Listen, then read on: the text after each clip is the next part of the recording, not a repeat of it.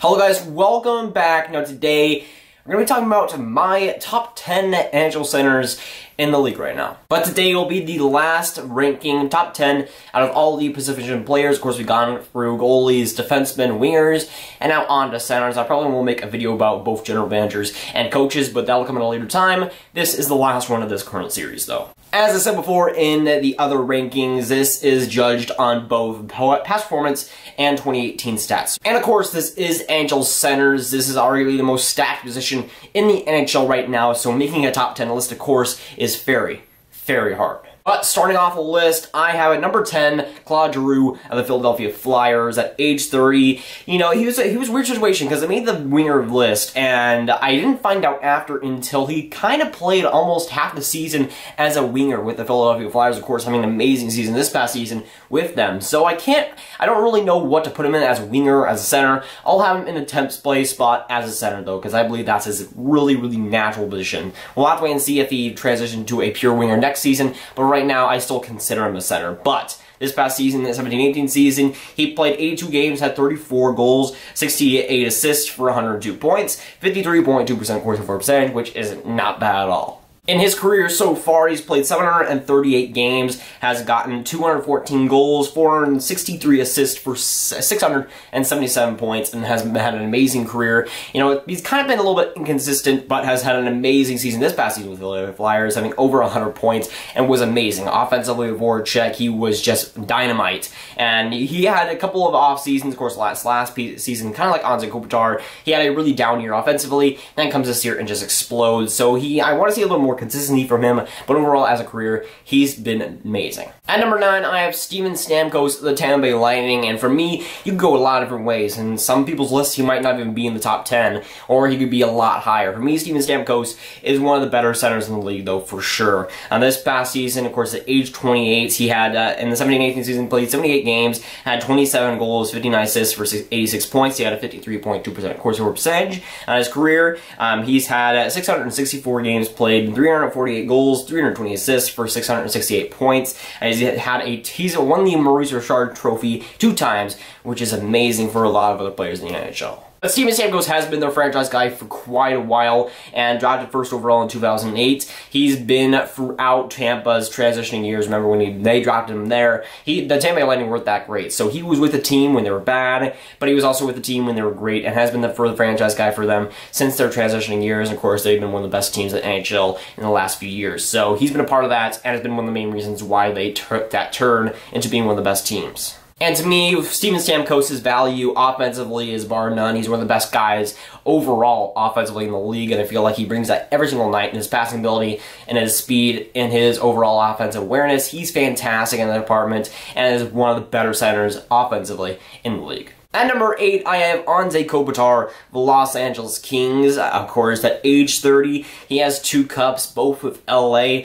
He won the 2015-2016 Lady Byng Award and has 2 Selkies to his name. The 17-18 season, he had a big breakout year. He had 82 games played at 35 goals, 57 assists for 92 points, and a 53.1% corner for percentage. In his career so far, he's played 922 games, and he's had 290 goals, 538 assists for 828 points, and he's been in the league for a long time. He's one of the best guys, both two-way in the game. His defense is amazing, and that's his biggest asset. This past season, in the 16-17 season, he had a lot of struggles offensively, and that was the big thing about him. You know, when the Los Angeles Kings had a down year, Anze Kopitar was not giving it up. I mean, he wasn't scoring a lot of goals. And this past season, he needed to break out, and he definitely did offensively. He had a big bounce back season, along with Dustin Brown. They really worked well together, and offensively, he was right back to where he was, and 828 points in his career is amazing and not shabby at all. But he's one of the best two-way centers in the game, if not the best two-way center in the game,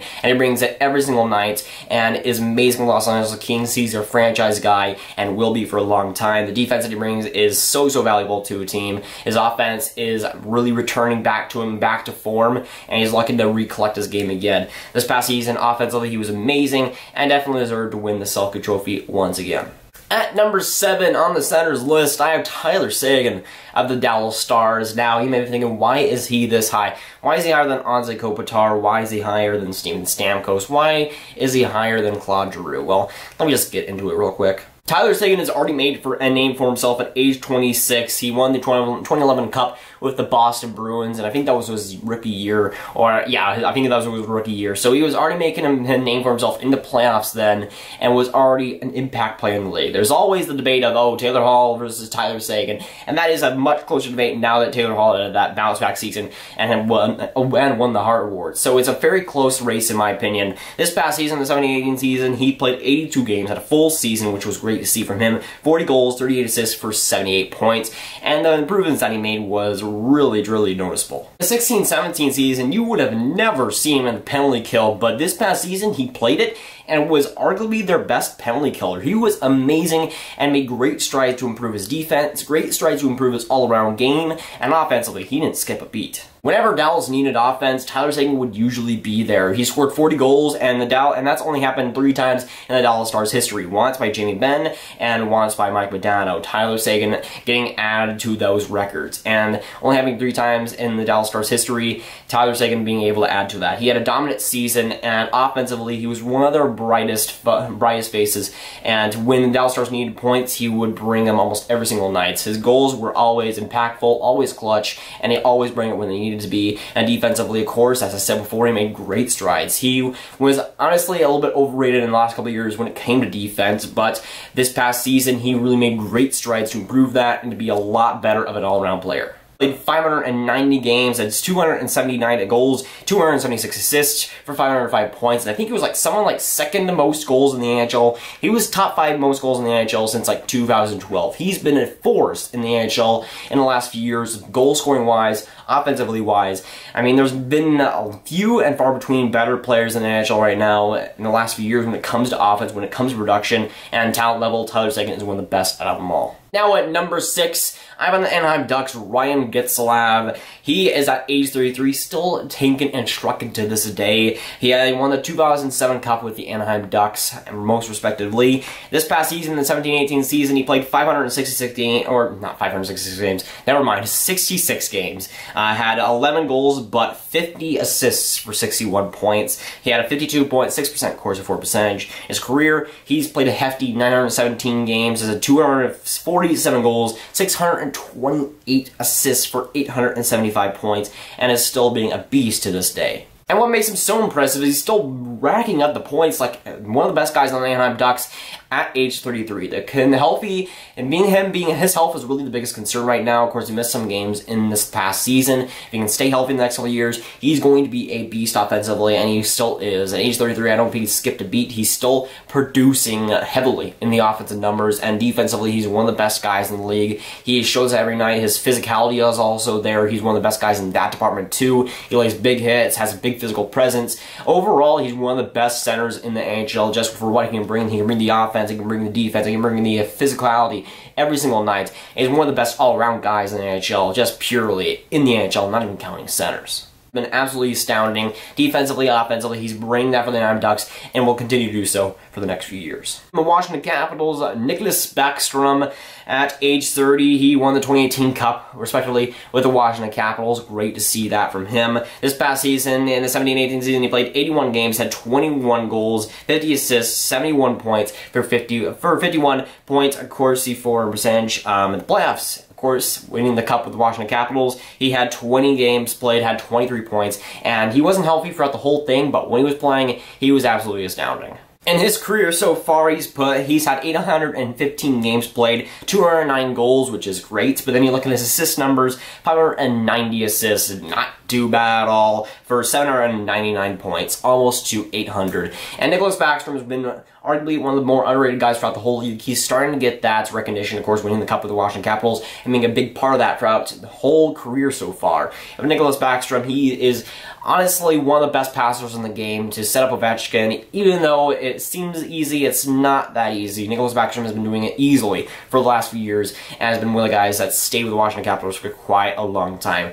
The amount of assists that he racks up is just godly. He is a beast at the department. The passing is one of the best in the NHL. He will continue to do that. He's one of the best centers in the NHL, I believe, and all around offensively, he can bring it every single night, and is one of the more gifted guys just purely in the NHL. At number 4, I have Patrice Bergeron of the Boston Bruins. Of course, he's at age 33 again, kind of like Ryan Getzlaf, still trucking to this day. He won the 2011 Cup with the Boston Bruins, of course. He won the 2012-2013 King Clancy Award, has won 4 Selke trophies, and should arguably be renamed to the Bergeron Trophy. And the 17-18 season, he didn't play a full season, sadly. He played 64 games, had 30 goals, 33 assists for 63 points. He had an astounding 57.3% corsi for percentage, which was amazing. Better than Crosby, Malkin, McDavid. He was elite when he got to play.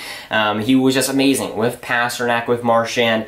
He was one of the best guys in the NHL in that department. In his career so far, he's played 963 games, is close to 1,000. We'll get that next season barring injury. Has had 289 goals, 445 assists for a 734 points. Has been one of the best two-way centers, and arguably the best two-way center for when he's played. To just be so dominant defensively, to just be so dominant offensively as well in the NHL is very, very impressive. And the Boston Bruins, they got their franchise guy. Bergeron has been one of the best two-way guys, if not the best two-way guy for the last decade, and has shown that. Has been one of the best guys in the NHL throughout. And for me, I value a lot of defense, and with Bergeron being at number 4, because I value that so much, he brings it every single night, and is one of the best guys out there all the time. And for Bergeron, he brings that every night. He brings that defense, he brings that offense, and to me, he's one of the most valuable players in the NHL just for what he brings, for everything that he brings. The all-around game is just astonishing. Now at number 3, I have Evgeny Malkin of the Pittsburgh Penguins. Of course, at age 31, he's won 3 cups with the Pittsburgh Penguins. He won the 06-07 Calder Trophy and won the 2011-2012 Hart Trophy. In the 17-18 season, he played 78 games, had 42 goals, 56 assists for 98 points, had a 52.2% corsi for percentage, and was just amazing. Again, with Phil Kessel, that line was dynamic, and they were able to put up points and rack him up for days, man. He was amazing, and in every game, he seemed like he was one of the forces, especially in the playoffs when the Pittsburgh Penguins didn't get a lot of offense. He was one of the key factors and one of the key players that kept producing every night. In his career, he's played 784 games, has had 376 goals, 560 assists for 930 points, has been one of the most dominant guys in the NHL offensively, and way above point per game for sure. And if he was healthy, you know, he hasn't gotten to play as many games as Crosby. I think that he would be pretty close if he did. They're only like a 100-game difference, and they're about a 200-point difference, but if Malkin got to stay healthy throughout his whole career and didn't miss a lot of games due to injuries and concussions and all that, I feel like he would be a lot more neck and neck when it comes to the Crosby versus Malkin debate, because honestly, it is a very close race. While I think Crosby is definitely a better player, as you'll see on this list going forward, Malkin is one of the most talented centers that we've seen for a while, and arguably the second best center that we've seen throughout this past decade. He's been a dominant force offensively. When he gets to play, he's great defensively as well, but offensively, that's where the magic comes in, and he's been one of the more underrated guys because he's been in Crosby's shadow these past couple of years, and he's just been a dominant force, being unrecognized, of course, behind Crosby. Now, we're going to the top 2 positions, and now you know who is left. You got Connor McDavid, and you got Sidney Crosby, and of course the debate might go on, and I might even make a separate video because of this, but to me, it's a very close race, don't get me wrong. But at number 2, I have Sidney Crosby of the Pittsburgh Penguins. Of course, that reveals who's number 1. But let's get into how Sidney Crosby is. And of course, he is the generational player here. With the Pittsburgh Penguins, he's at age 30. He has won 3 cups. He's won 2 Hart trophies, 3 Ted Lindsay trophies, 2 Rocket Richard trophies, 2 Art Ross trophies, and 2 Conn Smythe trophies. That cabinet is pretty full by now. In the 17-18 season, he played 82 games in a full season, which was amazing to see for him. He had 29 goals, 60 assists for 89 points, had a 55.9% corsi for percentage, which was one of the top guys in the league for sure. In his career, he's played 864 games, would have a lot more due to concussion issues. If he didn't play that, then he would have a lot more. It's sad, but he has 411 goals, 705 assists for 1,116 points, stacking up those numbers, and has been the most generational player in the last decade, and has shown shown himself to be one of the best players of all time. And Sidney Crosby is the most established best player in the world. He's shown that. The Pittsburgh Penguins, he's been a dominant force defensively, offensively, and everything in between. He's been an amazing leader for the Pittsburgh Penguins, has been the best player in the last decade for the NHL, and has shown himself as one of the best players of all time, and one of the best players to ever live. Now, of course, since you know that he is number 2, there's one more player on this list, and I am wearing his jersey right now. Number 1, I have Connor McDavid of the Edmonton Oilers, and while I have him at number 1, I know that's going to be controversial. It's a big debate. Whether you have McDavid or Crosby, you can't really go wrong with either. Connor McDavid in the 17-18 season played 82 games, had 41 goals, 67 assists for 108 points. That was first in the NHL offensively and in points. He had a 53.3% core support percentage. In the career so far, he's played 209 games, had 87 goals, 169 assists for 256 points, and has been the most dominant player offensively in the league since he's come into the league. To me, there's been no better player in the NHL since he's come in the league than Connor McDavid. The offensive ability that this guy shows is monstrous. He has one of the best shots in the NHL, one of the best passers in the NHL. The things that he does on the ice to pass to guys like Ty Ratty and guys, not really established guys, and to make them look like gods. It's Sidney Crosby level and surpasses him in some ways. The passing ability is phenomenal. His speed is the best in the league. His ability to just get past defenders is bar none the best in the league. His just ability to get into zones, make space, and just to be a force offensively is something that we haven't seen really for quite a while. Sidney Crosby is generational. Connor McDavid could be even more than that. I wouldn't say that he's going to be on a Wayne Gretzky type level or Bobby Orr type level, but when it's said and done, he might be a top 5 player in the NHL of all time. And to me, Connor has already been the best player in the NHL so far in his career, and we have yet to see his prime. We have yet to see him be the best that he can be. At age 21, he has already been a dominant player, and of course, if he doesn't get injured, he doesn't have complications, he is going to be the best player for years to come, and he already has been. I can't wait to see what he does at age 25, age 26, when he's supposed to hit his prime. He's been a dominant force and the best player in the league at age 21. I can't wait to see what he does in a few years. And that's not even coming from an Oilers fan. I like the Oilers, but they're not my favorite team by any means. But seeing Connor McDavid just blossom into this generational player that we saw him being in the OHL and in the draft, it's great to see. Edmonton Oilers, he is their franchise guy and the guy they depend on every single year now. For Connor McDavid, he is the generational player of this generation. While Crosby was the generational player this past decade, Connor McDavid will be the next guy. And for years to come, Connor McDavid will be the best player in the world offensively. The talent that he brings is going to be the best. We won't see it for quite a while after we see his prime.